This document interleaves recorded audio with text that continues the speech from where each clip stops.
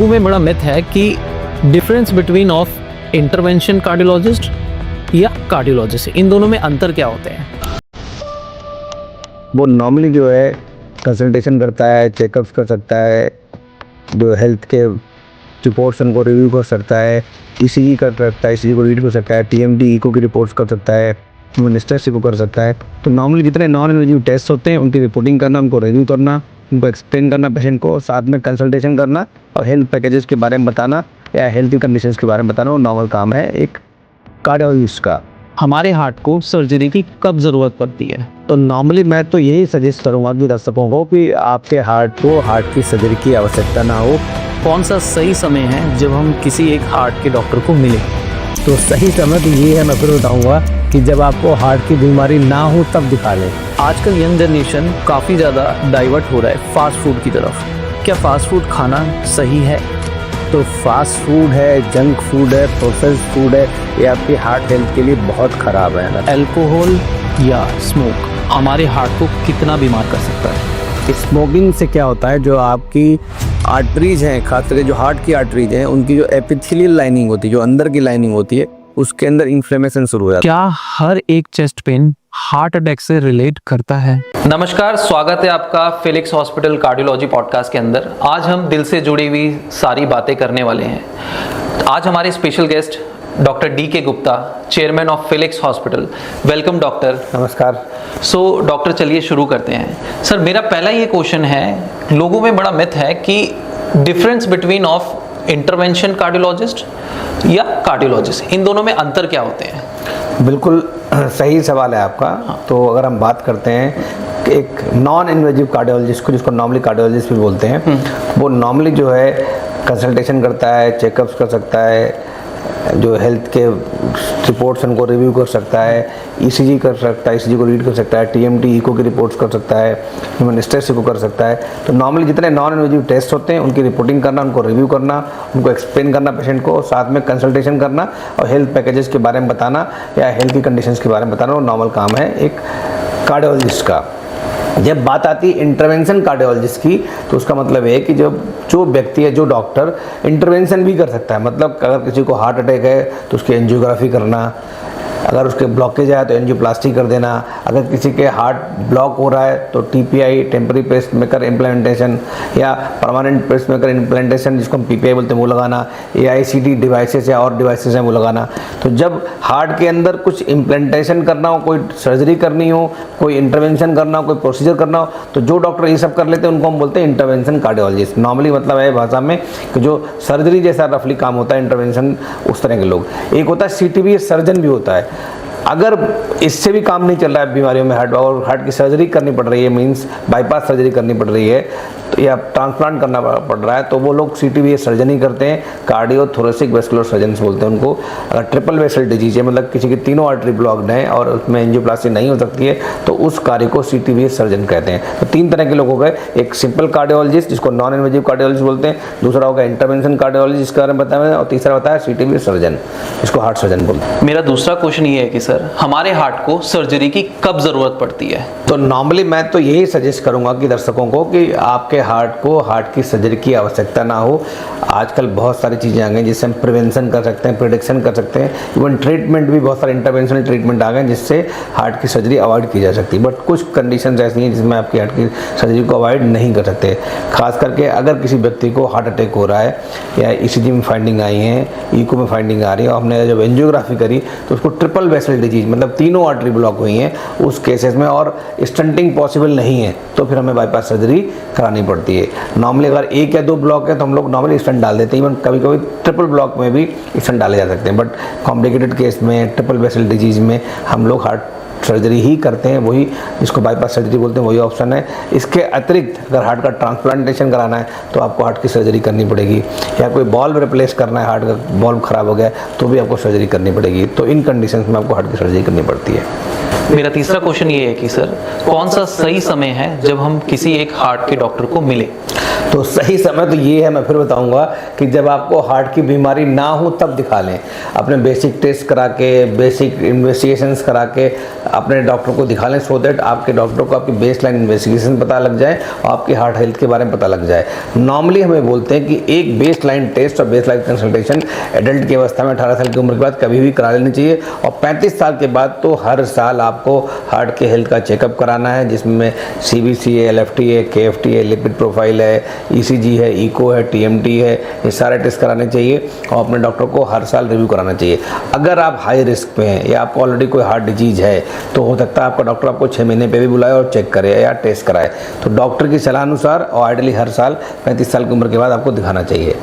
मेरा चौथा क्वेश्चन ये है कि सर, आजकल यंग जनरेशन काफ़ी ज़्यादा डाइवर्ट हो रहा है फास्ट फूड की तरफ। क्या फास्ट फूड खाना सही है? क्या फास्ट फूड हमारे हार्ट को ख़राब करता है या इतना ख़राब करता है कि हमें एक कार्डियोलॉजिस्ट की ज़रूरत पड़े? तो फास्ट फूड है, जंक फूड है, प्रोसेस्ड फूड है, ये आपकी हार्ट हेल्थ के लिए बहुत ख़राब है। मैं फिर बोलूँगा, fast food, junk food, processed food या शुगरी ड्रिंक्स, चौथा, ये सारे आपकी हार्ट हेल्थ के लिए ख़राब हैं। जब भी आप फास्ट फूड या प्रोसेस्ड फूड खाते हैं तो बहुत सारा हाई कैलोरीज का इंटेक होता है, उसमें फैट एक्स्ट्रा होता है, ट्रांस फैट होता है, और उसकी वजह से आपकी बॉडी के अंदर जो बहुत सारी आर्टरीज हैं उसके अंदर एथेरोस्क्लेरोसिस की जो प्रक्रिया है वो स्टार्ट हो जाती है, जिसकी वजह से वहाँ पे इन्फ्लेमेशन होता है और जो आर्टरीज हैं वो ब्लॉक होने लगती हैं और हार्ट की आर्टरी भी ब्लॉक होने लगती हैं, तो हार्ट अटैक का खतरा बढ़ जाता है। तो जो लोग फास्ट फूड या प्रोसेस्ड फूड का कंजम्पशन ज़्यादा करते हैं, शुगर ड्रिंक्स ज़्यादा करते हैं, उनको diabetes, hypertension, even heart attack की संभावना कई गुना बढ़ जाती है। मेरा पांचवा क्वेश्चन ये है सर, अल्कोहल या स्मोक हमारे हार्ट को कितना बीमार कर सकता है? तो जैसा मैंने पहले भी बताया, स्मोकिंग से क्या होता है, जो आपकी आर्टरीज हैं, खास करके जो हार्ट की आर्टरीज हैं, उनकी जो एपिथेलियल लाइनिंग होती है, जो अंदर की लाइनिंग होती है, उसके अंदर इन्फ्लेमेशन शुरू हो जाता है। मतलब वहाँ पे स्वेलिंग आ जाएगी, रेडनेस होगी, ठीक, एडिमा होगा, और बाद में कभी कभी उससे नैरोइंग हो जाती है, मतलब आर्टरी पतली हो जाती हैं, प्लेग बन जाते हैं, और वो आपके हार्ट की सप्लाई को, ब्लड सप्लाई को बंद कर सकते हैं, मतलब मायोकार्डियल इन्फेक्शन या हार्ट अटैक कर सकते हैं। अगर वो हार्ट अटैक चलता रहा, उस समय इलाज नहीं मिला तो कार्डियक अरेस्ट और मौत भी कर सकते हैं। तो स्मोकिंग बहुत खतरनाक है। इवन अल्कोहल भी कहीं ना कहीं काफ़ी हद तक आपके हार्ट की हेल्थ को प्रभावित करता है। और इसके अलावा सब्सटेंस अब्यूज, बहुत सारे ड्रग्स हैं जो आपके हार्ट के लिए नुकसानदायक होते हैं, खासकर जो लोग ड्रग्स ले रहे होते हैं। तो इसलिए चाहे वो अल्कोहल हो या ड्रग्स हो, इवन स्मोकिंग तो बहुत डेंजरस है। इनको सबको आपको तुरंत बंद कर देना चाहिए। और ये भी देखा गया है कि अगर आप 4 हफ्ते स्मोकिंग बंद करते हैं तो आपके हार्ट हेल्थ में बहुत अधिक सुधार भी आता है। मेरा 6th क्वेश्चन ये है सर, वेजिटेरियन डाइट या नॉन वेजिटेरियन डाइट वाले जो लोग हैं, उसमें से सबसे ज़्यादा किसको हार्ट अटैक का रिस्क रहता है? तो वेजिटेरियन और नॉन वेजिटेरियन डाइट्स का ऐसा कोई डायरेक्ट लिंक नहीं है हार्ट अटैक से, बट डेफिनेटली डाइट में आप क्या ले रहे हैं, आपकी थाली में क्या क्या चीज़ें हैं, वो बहुत इंपॉर्टेंट है। अगर protein, fat, carbohydrate, minerals, other nutrients प्रचुर मात्रा में और बैलेंस मात्रा में है, मतलब जितनी आपकी बॉडी को रिक्वायरमेंट है, चाहे वो नॉन वेजिटेरियन हो या वेजिटेरियन, उससे भरपूर मिल रहे हैं आपको, तो हार्ट अटैक का रिस्क कोई नहीं होता है।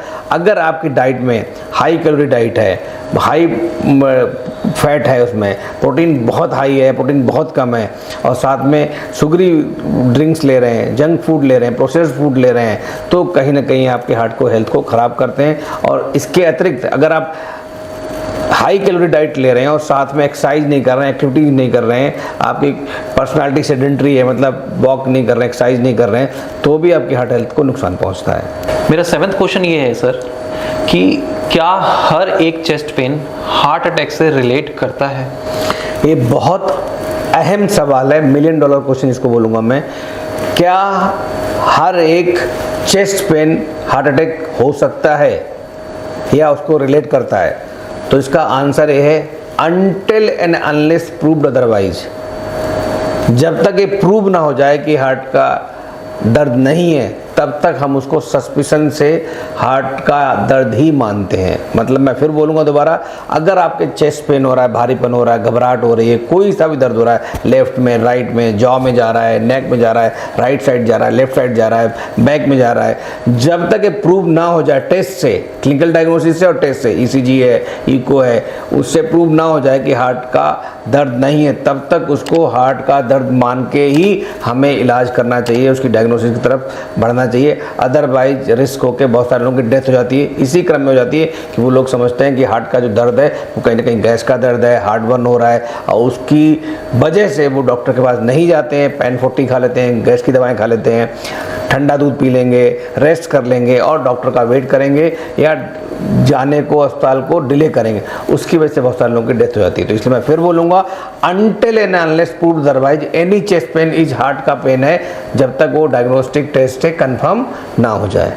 मेरा 8वां क्वेश्चन सर ये है कि अगर किसी को हार्ट की बीमारी है तो उसको अपनी डाइट में किस टाइप के फूड अवॉइड करने चाहिए या किस टाइप के फूड उसको अपनी डाइट में ऐड करने चाहिए? तो अगर किसी को हार्ट की प्रॉब्लम है या इवन नहीं भी प्रॉब्लम है और एडल्ट है, 35 प्लस है, साथ में डायबिटीज़ है, हाइपरटेंशन है, ओबेसिटी है, इवन हेल्दी भी है, तो भी अब आपको अपनी डाइट का बहुत ध्यान रखना है। मतलब उसमें ग्रीन लीफी वेजिटेबल्स होने चाहिए, सीजनेबल फ्रूट्स होने चाहिए, मीठा बहुत अधिक नहीं होना चाहिए, फैट कंटेंट बहुत ज़्यादा नहीं होना चाहिए, प्रोटीन पर्याप्त मात्रा में मिलना चाहिए, हमें माइक्रो न्यूट्रिएंट्स हमें पर्याप्त मात्रा में मिलने चाहिए।